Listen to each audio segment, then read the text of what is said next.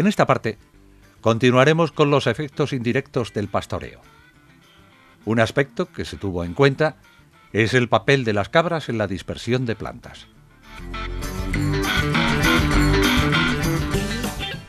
Durante el pastoreo, además de hojas, brotes tiernos y flores, los frutos de matorral también son consumidos de manera consciente o accidental por cabras.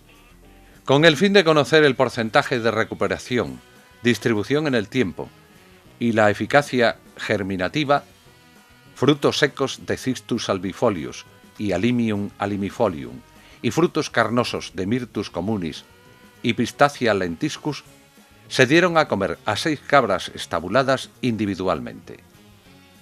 Tras la ingestión de las semillas, se procedió a recoger las heces a intervalos de 24 horas durante 4 días.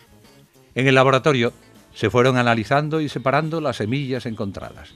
Esas semillas se pusieron a germinar y se evaluó el daño sufrido al pasar por el intestino del animal.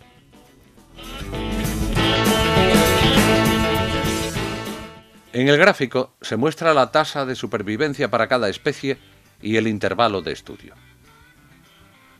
Las semillas de frutos secos, que fueron las más duras y pequeñas, presentaron una mayor capacidad de sobrevivir a la masticación y al rumiado, y por lo tanto, una mayor tasa de recuperación. 28% de recuperación en el caso de Cistus albifolius y 16% en Alimium alimifolium, frente al 6% de Myrtus communis. En el caso de Pistacia lentiscus, las semillas más grandes, su tasa de recuperación fue 0. En todas las especies, el intervalo de máxima recuperación fue a las 48 horas desde la ingestión. En la figura se muestra la tasa de germinación de las semillas control y recuperadas a los distintos intervalos de tiempo. En Cistus albifolius y Alimium alimifolium para ambos intervalos, las semillas recuperadas presentaron una tasa de germinación significativamente mayor que las control. Las semillas ingeridas de Myrtus communis presentaron un porcentaje de germinación significativamente menor que las control, viéndose reducida su viabilidad en un 12%. En los 2 vídeos anteriores hemos visto cómo la cabra se puede utilizar como una herramienta de gestión del monte mediterráneo y de los sotobosques, de las repoblaciones, etc. No solamente elimina biomasa del matorral, que minimiza el riesgo de incendio, sino que además, en determinadas épocas, afecta más unas especies que otras, de forma tal que con un calendario de gestión y de manejo del pastoreo, de las presiones de ganado, se puede llevar el sistema en una dirección u otra.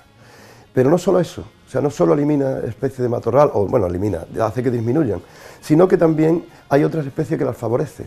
Muchas de ellas las favorece porque dispersa las semillas, de forma tal que se puede emplear como un sistema de repoblación de determinadas especies que nos interesen, a base de añadirle semillas en el pienso o manejándola, llevándola de unos sitios a otros.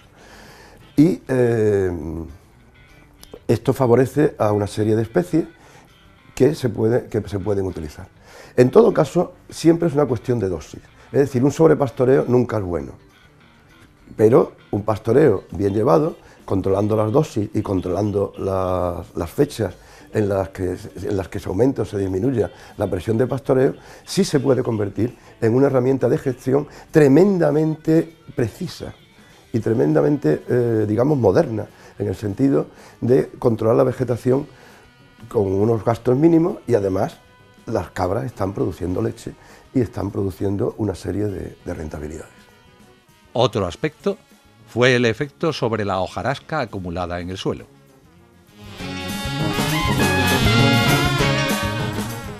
El fraccionamiento por pisoteo de la hojarasca acumulada durante el pastoreo y el enriquecimiento del suelo con sus deyecciones, aumento de nitrógeno, son 2 factores a considerar en la descomposición.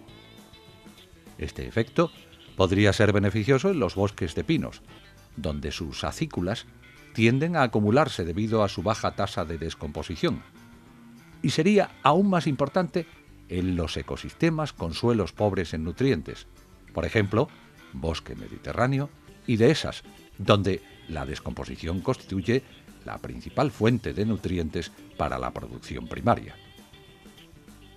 La descomposición de las acículas de pino se determinó como la pérdida de biomasa a través del tiempo. Se enterraron bolsas de malla con una cantidad conocida de acículas sometidas a 4 tratamientos. 1. Acículas intactas. 2. Acículas fragmentadas como consecuencia del pisoteo. 3. Acículas intactas con adicción de purines. Y 4. Acículas fragmentadas con adicción de purines. Tras su enterramiento en campo, las bolsas fueron recuperadas a los 4, 8, 12, 16, 24 y 36 meses para poder evaluar su tasa de descomposición. Durante este periodo de estudio, también se evaluó la tasa de descomposición en el sotobosque de pinar en ambos tratamientos, tratamiento pastado y no pastado, a partir de la relación de caída de restos y hojarasca acumulada en el suelo.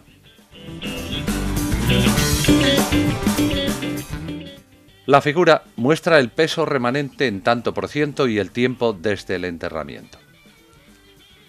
A los 4 meses tras el enterramiento, las pérdidas de biomasa fueron significativamente mayores en los tratamientos pisados que en los no pisados, 25% frente a 15%.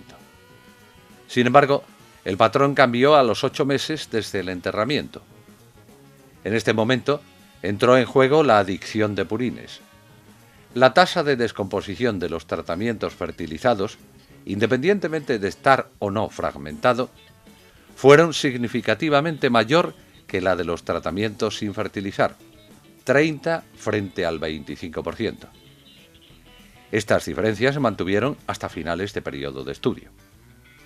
La tabla compara la tasa de descomposición obtenida en cada uno de los tratamientos a partir de las bolsas de descomposición tras 36 meses desde el enterramiento. Como se puede observar, la tasa de descomposición fue superior en los tratamientos con aportaciones de purines. El incremento de la concentración de nitrógeno, casi el doble, al inicio del experimento, en estas acículas, motivó estas diferencias.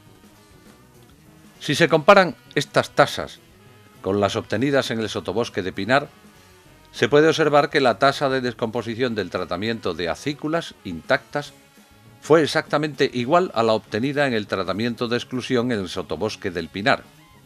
Pero si se compara la tasa obtenida en el tratamiento pastado con el resto de tasas, esta fue muy superior. Se puede corroborar entonces que el pastoreo es capaz de incrementar la tasa de descomposición, siendo las diferencias encontradas además de la metodología al tratamiento recibido.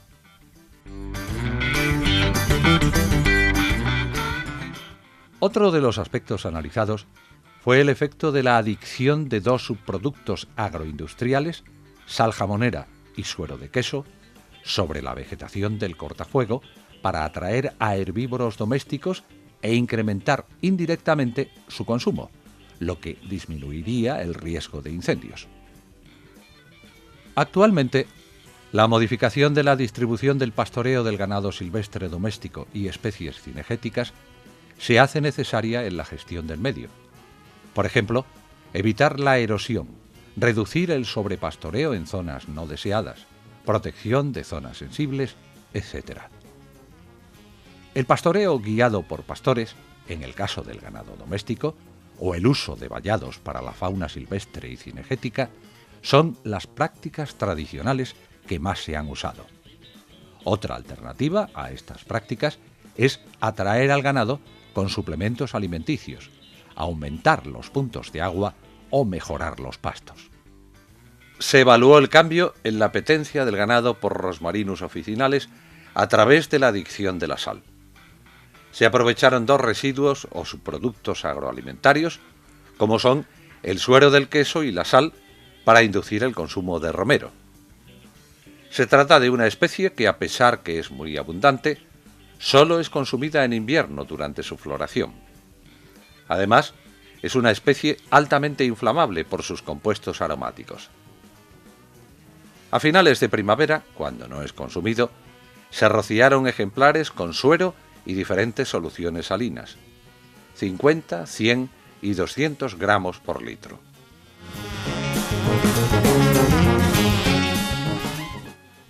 En la figura se muestran los cambios en la biomasa de ejemplares control, rociados con suero y con diferentes concentraciones de sal para la fracción de hojas más tallo menores de 6 milímetros, a la que llamaremos grupo 1, que es material altamente inflamable, y el resto de material leñoso, grupo 2. En gris, los individuos antes de ser rociados, y en blanco 5 días después de ser rociados. Aunque se encontró una importante reducción de la biomasa del grupo 1 en todos los tratamientos, 30-40% en los individuos rociados por suero y 60-80% los rociados con soluciones salinas. Esta reducción fue significativamente mayor en la concentración 200 de sal. Esto se vio reflejado en el biovolumen, una reducción del 40% en el caso de los individuos rociados con suero y una reducción del 70% en los rociados con sal.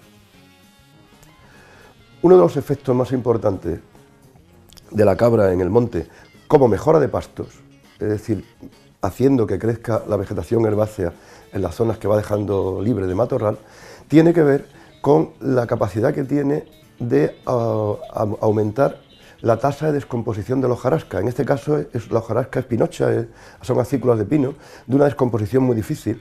Entonces la cabra, con el pisoteo, que las fragmenta, y con las deyecciones, orines, cagarrutas, etcétera, eso hace que esa hojarasca se incorpore en el suelo mucho más rápidamente. Eso aumenta la fertilidad del suelo, aumenta las tasas de la asimilación de nutrientes, y eso favorece a muchas especies herbáceas. Ese favorecimiento a las especies herbáceas es muy importante porque sirve de alimentación a otras especies, por ejemplo al conejo, que en este caso es crucial, puesto que el conejo es la base de alimentación de las especies emblemáticas del área, tales como el águila imperial, el búho real o el lince ibérico, que los tres se dan en esta explotación. Ese aumento de la biomasa herbácea pues es tremendamente favorable. Por otra parte, también hemos visto que mediante el añadido de soluciones salinas a determinadas especies hace que estas especies sean consumidas con mayor intensidad por parte de las cabras, con lo cual ahí tenemos una herramienta de gestión importantísima, porque por ejemplo el romero, que es una especie que solamente consume en una época del año, se puede hacer que la consuman en las fechas que queramos, por el procedimiento simplemente de regarlas con una solución salina lo suficientemente concentrada para que la haga la cabra tremendamente apetitosa esa planta, y por otra parte que no estropee el medio ambiente ese añadido de sal. Entonces esto nos convierte esta técnica, que por otra parte se ha utilizado toda la vida de Dios, pero en este caso se ha medido la cantidad exacta que hay que añadirla y cómo añadirla, pues hace que se pueda controlar de una forma muy precisa el pastoreo con cabras.